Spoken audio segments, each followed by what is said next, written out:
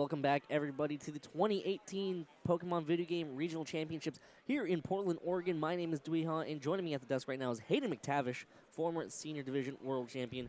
We have the last semifinal here at the Portland Regional Championships between Gary Qian and Yuanhao Li.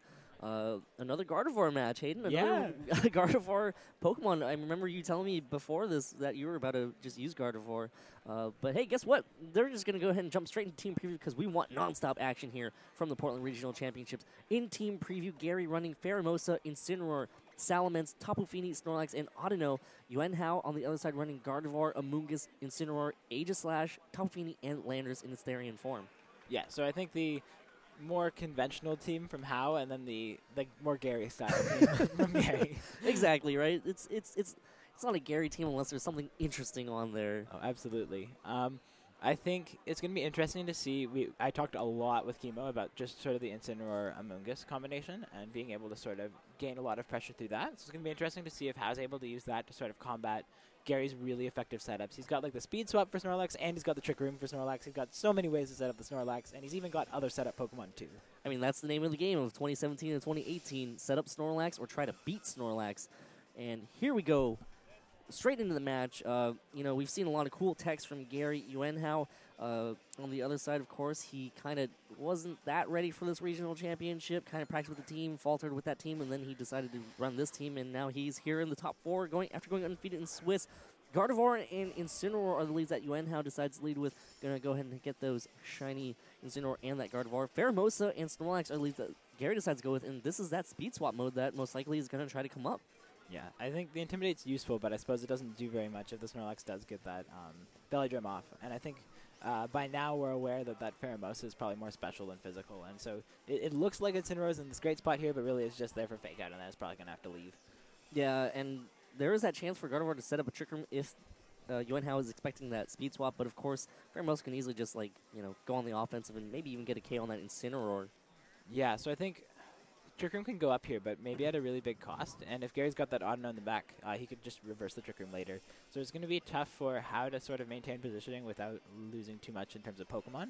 And then even if Gary doesn't get his setup right, if Hao has to lose too many Pokemon, then Gary will be able to just sort of attack without setting up. Yeah, and Pheromosa is one of those Pokemon where you can really do a lot of things, but at the cost of being so frail. Gardevoir is going to Mega Evolve here. It is going to get that Pixelate ability that makes it so useful. As Incineroar uses Fake Out here, it is going to hit that Snorlax. Not going to allow it to set up, but it looks like it's just going to be a straight-up, all-out pummeling from this Pheromosa, trying to get as much damage out on the field as possible. Yeah, so likely a KO into that Incineroar. Yeah, I hope it's not into the Gardevoir. Yeah, quadruple resist. I don't know about that one, Gary. But here it comes, all-out pummeling off Pheromosa's pretty decent special attack stat. You know, Gary did favor this Focus Blast Pheromosa last season in the 2017 format, but Incineroar gets easily one-hit KO'd. Wow. Yeah, poor Incineroar there. It got the Fake Out off, but then just kind of like fed the Pheromosa with Beast Boosts. Yep, and Pheromosa is going to go ahead and get a speed boost here as Gardevoir uses Hyper Voice. That is going to connect onto that Pheromosa and easily get the KO because of Pheromosa's super frail defenses. Yeah, so I think it was pretty smart to just go for the Hyper Voice there instead of the Trick Room. Like, it's really tempting to sort of try to just go for the setup, but you have to remember that, like, Snorlax is still terrifying in Trick Room, even though I was kind of thinking about Speed Swap. Yeah. Like, it can be slow or it can be fast. And I think just taking the... Even though you lose Incineroar, you get the trade, and getting rid of Pheromosa is always a good thing. It's always so scary to see in your opponent's side. Yep, and here comes the Landorus Therian. Going to get another Intimidate down onto that Snorlax. It is currently at -2 stages of attack. Audino comes in, so now it's going to come down to who's going to set up Trick Room. Is it going to be a double Trick Room, or is it just going to be a single Trick Room? Who's actually going to go for it, though? Yeah, and we saw in top 4, I think, just how difficult it was to get rid of the Audino. Even though it's something that you don't think of as being like the most bulky Pokemon ever, it manages to survive just well enough with its berry that I don't think there's really the option to just go for the KO on Audino, and you do have to kind of guess, like, can I get rid of the Snorlax, can I get rid of the Audino, or do I have to do that Trick Room sort of double reversal, or like who's going to Trick Room, who's not going to Trick Room. I think it'll be interesting to see what this Landorus can do. I think this Landorus is special rather than... No, wait, we're on the wrong set. The other Landorus is special. So I think this Landorus will be able to do a lot of pressure. It was a good Pokemon to send in, but I'm not sure if it can take a KO on either of the Pokemon. Yeah, and that's one of the things about Autono, right? Like, you don't actually know the damage calcs for it. Incineroar is going to come in here. It is going to utilize that Intimidate ability as well. Going to try to reduce the amount of damage that's going to be dealt to that Landorus Therian. Maybe allowing the Autono to set up, possibly. And here comes an Earthquake straight up. It is going to hit everything on the field. Does so much damage to that Incineroar. Not that much damage at all to that Autono. As Gardevoir going to double up, going to go for a Hyper Voice that is going to land into the Incineroar. Gets the KO. Autono hangs on here, but this is an easy setup for Trick Room for Autono. And there it is, the Trick Room to allow Snorlax to come back in with a reset attack stat and start going on the offensive. Yeah, so Gary behind in Pokemon, but does have sort of the optimal setup here if he's able to get that Snorlax to be properly set up. With that Autono there too in Trick Room, then he can probably just sweep through the other 3 Pokemon. I think the Earthquake was really interesting because I guess oftentimes Landorus really wants to Earthquake, and then sometimes it doesn't want to because it'll hurt its partner, and I think there Hao just sort of bit the bullet and did that, and it ended up working out really well, just clearing out an entire Pokemon, doing a lot of damage, but it might end up hurting him because he still didn't stop the Trick Room, and it might have been nice if he had found some way to do so. Yeah, Incineroar didn't really get to do much. Just kind of came in, got KO'd right away. Snorlax using this turn to set up, going to go for the belly drum here, maximizing his attack stat and going to go ahead and eat that berry to heal back 50% right off the bat. Autono does have access to heal pulse to try to, help get it back up, and Autono does go for the heal pulse, going to try to go ahead and make Snorlax back to full health. This does open up the opportunity for Gardevoir to go for a Trick Room, and it looks like it did go for it. Here comes an Earthquake from that Landorus Therian. It is going to do minimal damage. Almost gets a KO on that Gardevoir, too. Wow. What if that did KO the Gardevoir and not allowed the Trick Room to be reversed? So there goes the reversal of the Trick Room. So now the speed orbs are returned to normal. Yeah, so Gardevoir putting in work for Hao, hanging on against the onslaught of his own Pokemon's attacks and managing to reverse Trick Room in just the right way. Like having that Landorus locked into Earthquake and doing damage, managed to get rid of that Autono and put him in just the right spot to sort of manage that Snorlax. Still going to be tough because the Snorlax is at max attack, but you should be able to do enough damage, I think, with the 3 Pokemon to Landorus take care of it. switches out. Amoonguss is going to go ahead and hit the field here as Gardevoir uses Hyper Voice. It is now going to be single target damage, bringing Snorlax down to about 40% of its health as Snorlax goes for a return. It is going to land into the Amoonguss. That does easily get the KO, but now Landorus can come back in, use its Intimidate ability, and just try to seal a deal here for Game 1 for Yuan Hao. Yeah, I think Hyper Voice did just enough that it should take the KO on its own, and then we've also got Landorus' attack. So I think we're looking at Game 2 at this point. I guess Hao won, but he definitely got scary for a moment with the Snorlax. Like, I think, as Snorlax always is scary. So he's going to have to think about sort of how to adjust in that sense. Maybe he wants to try to go for that reverse the Trick Room read right away instead of waiting a turn, because there are ways that Snorlax can get scary. And I think he's going to have to find ways to adjust to that, and Gary's going to have to find ways to maybe set up Trick Room with Snorlax or Speed Swap with Snorlax a little more reliably.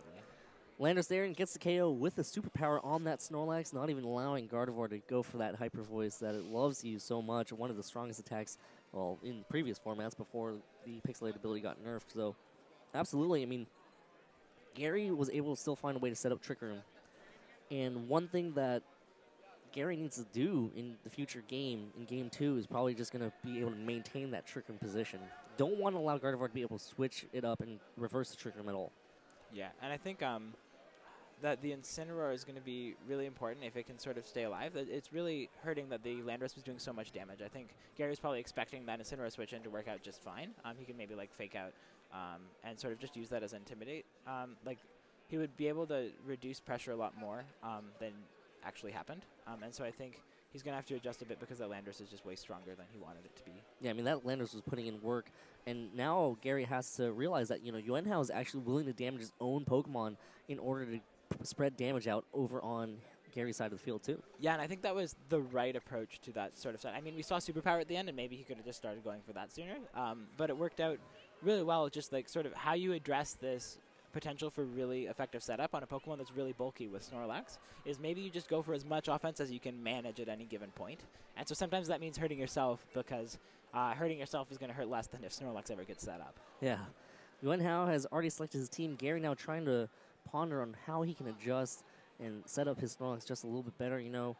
Pheromosa was able to go for that very powerful all-out pummeling the KO a threat in the Incineroar over on Yuan Hao's side, but unfortunately just faltered right after that. So maybe get the KO and maybe do some damage to that Gardevoir or something. Yeah, so the tough thing is you think of Pheromosa as getting rid of, like, whatever threat you're worried about and then, like, playing from there. But you can't get rid of the Gardevoir, which is kind of the thing that you're most worried about because of the 4x fighting resist. And so, like, Gary doesn't really have options to get rid of the Gardevoir other than the Snorlax, and that's going to be really tough for him. Yep, and it looks like Gary's going to go ahead and make some adjustments here. It going to lead with Incineroar and Tapu Fini instead of his leads from the previous game. Gardevoir is actually going to trace Intimidate. That's a good thing to trace, I guess. Going to go ahead and drop 2 Intimidates on that Incineroar to drop his attack stat by 2 stages right there. Tapu Fini is finally going to activate its Misty Surge right there. And it looks like Incineroar over on Yuanhao's side is going to go and activate first, which could signify that the Incineroar over on Yuanhao's side is faster than Gary's. Yeah, so that's bad news for Gary's Incineroar, because the one thing that it could still do at -2 is maybe get the Fake Out off before the Incineroar and sort of gain some pressure there. But it looks like that Incineroar is going to have a tough time doing very much, other than maybe trying to match the Fake Out on the other Incineroar to maybe neutralize it that way. I think leading Fini was a really good idea because Tapu Fini is one of the things that can sort of give trouble to Incineroar and Gardevoir, but it has trouble switching in on a Hyper Voice. Gardevoir now Mega Evolving, going to go ahead and get that Pixelate ability. Can easily just start going out on the offensive here, just go for some powerful Hyper Voices as Incineroar over on Yuanhao's side actually fakes out the Tapu Fini, going to make it flinch. Gardevoir using Hyper Voice here, hitting both Pokemon with some powerful spread damage, but that does so much damage to that Tapu Fini as Tapu Fini flinches and cannot move. Incineroar over on Gary's side uses Knockoff, going to go ahead and knock off the Assault Vest on Incineroar on Yuanhao's side. Wow, so I thought Incineroar's only job was to fake out here and then maybe get going and make way for another Pokemon on the field. But knocking off that Assault Vest is so helpful because now this Fini is threatening a KO on the Incineroar rather than just a lot of damage. And it took a lot from Hyper Voice, but it's at least not going to be KO'd, so it's at least still scary for a turn or so. Yeah, it can still hang on. Depends on how the rolls went, but Amoonguss is going to switch in instead. Going to take Muddy Waters way better than that Incineroar, as Incineroar over on Gary's side also decides to leave the field as Snorlax gets sent in. Here comes another Hyper Voice from the Gardevoir.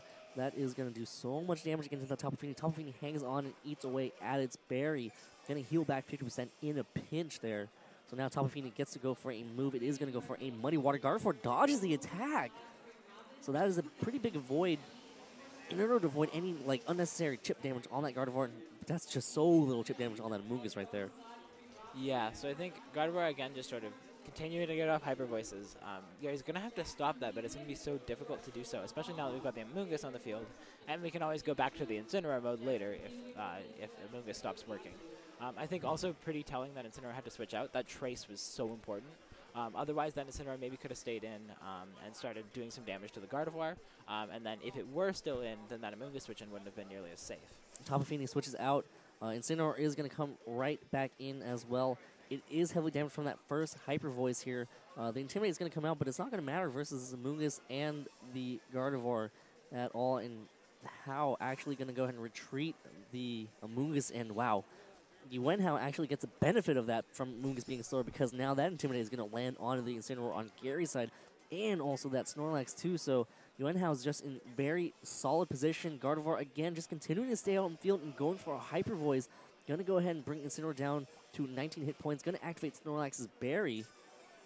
And, you know, we're just seeing exactly how strong Gardevoir is in this format with, you know, just the ability to go for spread damage on the Hyper Voice, Trick Room support as well. Snorlax on Gary's side using Belly Drum here, going to try to set up, but Snorlax would definitely prefer to be in Trick Room to be functioning.